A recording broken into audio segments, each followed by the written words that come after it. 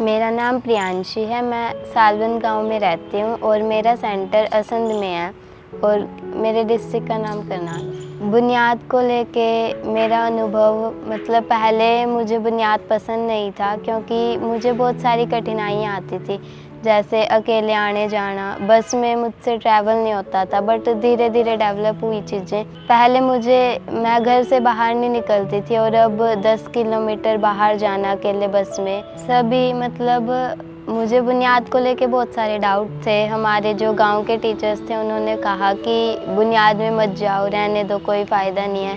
तो 1-2 महीना मैं गई तो मैंने बोला कि नहीं, मुझे नहीं पढ़ना है बुनियाद में। बट पेरेंट्स बोले कि कुछ तो सेक्रीफाइस करना पड़ेगा, तो आप जाओ बुनियाद में, कुछ दिन जाके देखो। तो ऐसे शुरुआत हुई बुनियाद। मुझे मतलब मेरा कंसंट्रेशन नहीं होता था वहाँ पे। मुझे कुछ अच्छा नहीं लगता था कि कैसे पढ़ा रहे हैं टीचर, ऑनलाइन पढ़ा रहे हैं। फिर खुद से भी पढ़ना शुरू किया और फिर धीरे धीरे समझ आने लगा। मतलब मैं भी इतना मोबाइल नहीं चलाती क्योंकि मैं सोचती हूँ कि अगर हम सोशल मीडिया पे जाएंगे तो एक नोटिफिकेशन किसी भी चीज़ का आएगा तो हम लेने तो क्लास जाते हैं, बट जैसे कोई भी वीडियो दिख जाती है तो हम उसमें घुस जाते हैं और फिर निकल ही नहीं पाते। तो सोशल मीडिया का ज़्यादा यूज़ नहीं होना चाहिए। बुनियाद से मुझे एक सबसे पहला तो डिसिप्लिन आया, बहुत कॉन्फिडेंस और टाइम मैनेजमेंट। मुझे टाइम की वैल्यू पता चली है। जैसे मैं बुनियाद में जाती थी तो मेरा मतलब 1-1.5 घंटा तो वेस्ट हो जाता था आने जाने में ही। बस नहीं मिलती थी, टाइम लगता था।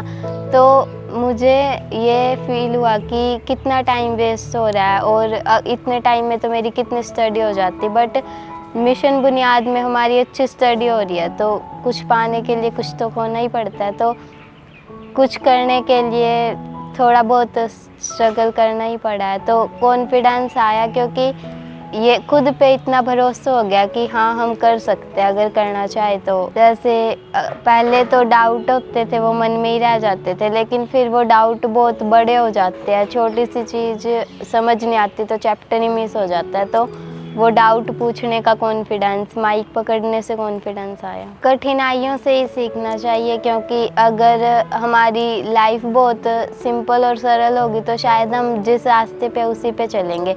बट अगर कुछ प्रॉब्लम्स आएंगे, हम उन्हें फेस करेंगे, तभी हम आगे बढ़ पाएंगे।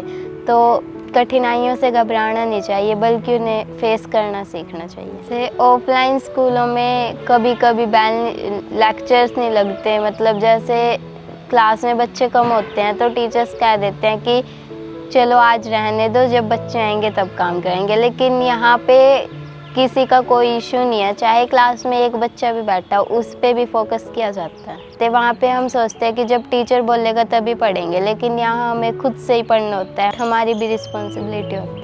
एक अच्छा इंसान बनने के लिए मतलब उसमें मोरल वैल्यूज़ होनी चाहिए, मतलब उसमें डिसिप्लिन होना चाहिए, उसमें ये सोच होनी चाहिए कि हमेशा सबके साथ रहना है, सबके साथ चलना है, सबकी मदद करनी है और डिसिप्लिन में रहना है। अपना काम ऑनेस्टली करना है, मतलब ऑनेस्ट रहना है अपने लिए। पहले मैं सोचती थी हमारे गांव वाले स्कूल में कि मैं बेस्ट हूँ, मैं बेटर हूँ। बट यहाँ के पता चला कि कंपटीशन बहुत है, तो कोई बेटर बेस्ट अकेला नहीं होता, सभी बेस्ट होते हैं और जो मेहनत करते हैं उन्हें ही सफलता मिलती है। अगर हमें ये पहले मिल जाए अपॉर्चुनिटीज़ तो शायद हम 10th में या बोर्ड्स में या सुपर 100 के बाद IIT JEE मेंस में बहुत कुछ कर पाते।